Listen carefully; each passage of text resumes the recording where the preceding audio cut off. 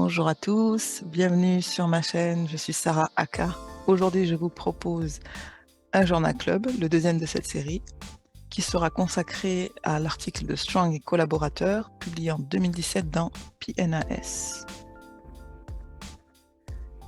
Donc, il s'agit d'une expérience de psychologie sociale ou comportementale un petit peu particulière.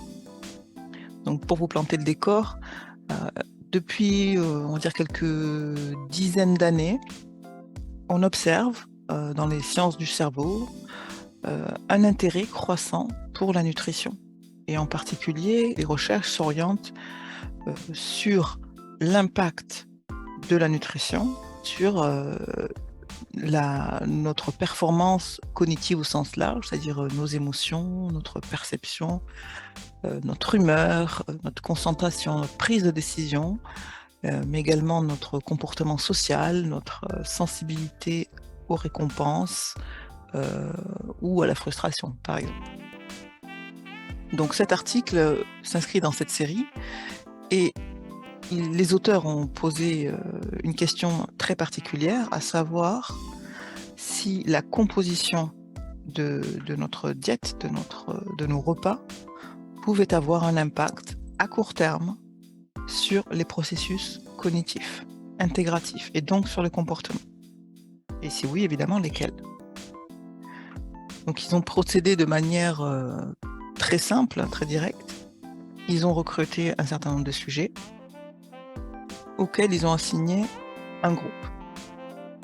Donc les sujets étaient divisés en deux groupes. Le premier sujet, ça faisait partie de l'expérience, devait prendre un petit déjeuner qui était plutôt riche en glucides, tandis que l'autre groupe devait prendre un petit déjeuner riche en protéines. Suite à cela, quelques heures après, 3-4 heures après, ils étaient soumis à un certain nombre de tests, dont le test dit de l'ultimatum, un test de prise de décision dans un contexte social ou économique, avec des réponses binaires. Donc je vais vous expliquer ça un petit peu plus loin.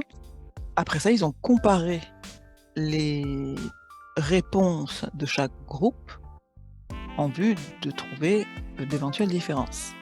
Ils se sont intéressés aux possibles mécanismes sous-jacents à ces différences.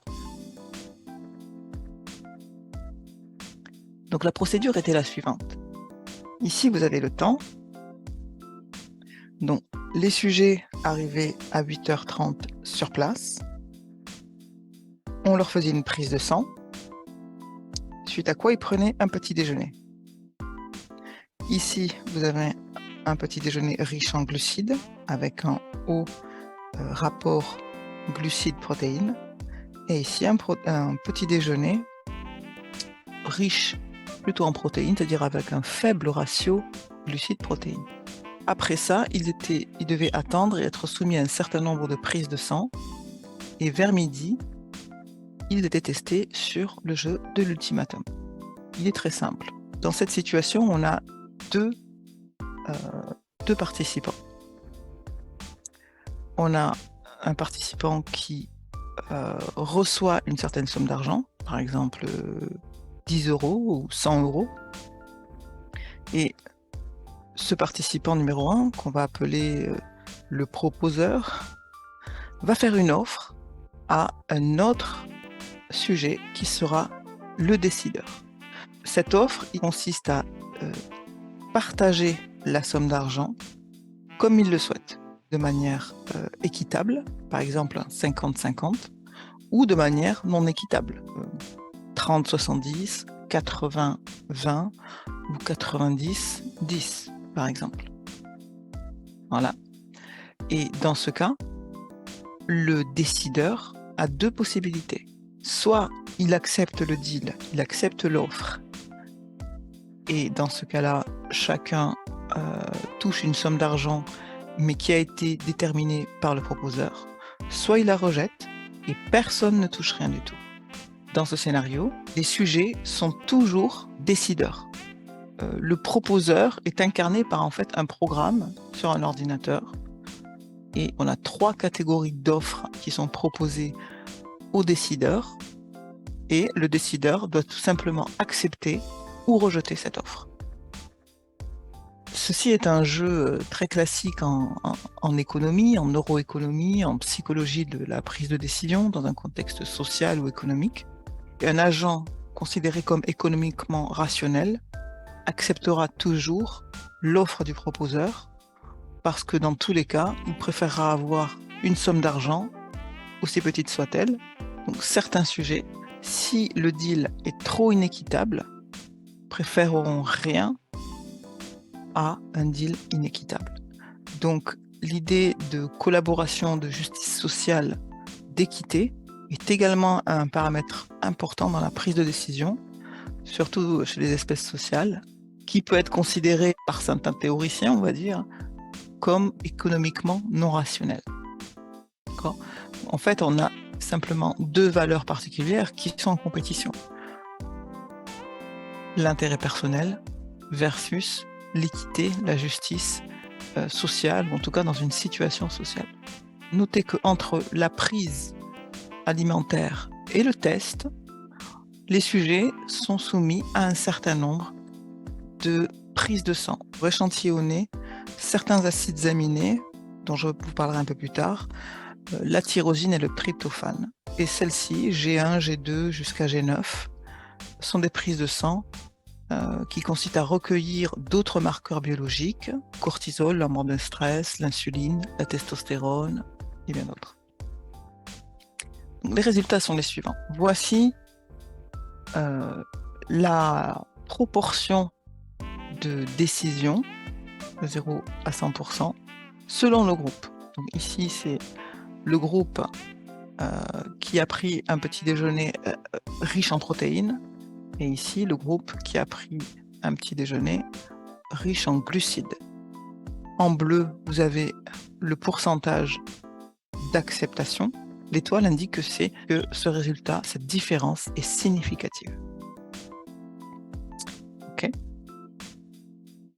Bon, cela étant dit, on a effectivement globalement une différence significative entre les groupes, mais est-ce que la composition du repas a tout simplement modifié la prise de décision en général, ou est-ce que cela est spécifique à un type d'offre particulière, c'est-à-dire équitable, moyennement équitable ou inéquitable. Donc ça, c'est l'objet d'une seconde analyse, où là vous voyez les différences de taux de rejet selon le groupe, catégorisées selon le degré d'équité ou d'inéquité de l'offre. Et ce qu'on observe ici, c'est que la différence dans le taux de rejet devient significative uniquement pour les offres non équitables. Autrement dit, l'aversion à l'inéquité est amplifiée, modulée par la prise alimentaire. La question qui s'ensuit naturellement est: peut-on identifier un mécanisme sous-jacent à ça? Est-ce que cette différence dans le rejet corrèle avec les variations, par exemple, de tyrosine, de tryptophane, de glucose, d'insuline, de cortisol, etc. Pour identifier un possible marqueur biologique, il faut que la variation de ce marqueur corrèle à la fois avec la prise alimentaire et la décision. Donc, qu'est-ce qu'ont trouvé les auteurs? Un seul marqueur biologique, à savoir la tyrosine. Donc, qu'est-ce que cela veut dire? Les nutriments que nous ingérons à travers nos repas a un impact significatif sur les processus cognitifs qui sous-tendent le comportement visible et la prise de décision. Dans les heures qui suivent la prise alimentaire, on peut observer des effets. Les voies moléculaires, les mécanismes impliquent la tyrosine. Donc, la tyrosine et le tryptophane sont des acides aminés que l'on trouve dans l'alimentation, que l'on ne produit pas soi-même. Très intéressant car ils sont les précurseurs de différents neuromodulateurs. La tyrosine est le précurseur de la dopamine et le tryptophane le précurseur de la sérotonine. D'accord ? Donc ces neuromodulateurs sont connus pour jouer un rôle direct et très important dans la prise de décision, c'est-à-dire notre sensibilité au risque, notre sensibilité à la récompense, ou à la punition, l'impulsivité, etc. Ce n'est pas la seule à avoir apporté des résultats tout à fait intéressants. Je cite par exemple cette étude de 2002 qui a tout simplement consisté à mesurer le taux de violence dans les prisons au Royaume-Uni avant et après un changement de diète. Des suppléments alimentaires, des vitamines, des minéraux et des acides gras essentiels réduisaient significativement le comportement antisocial et violent de prisonniers dans des centres de détention au Royaume-Uni. Ce Journal Club est terminé. Je vous remercie de votre attention. Merci de m'encourager, de liker, de partager et je vous dis à très bientôt.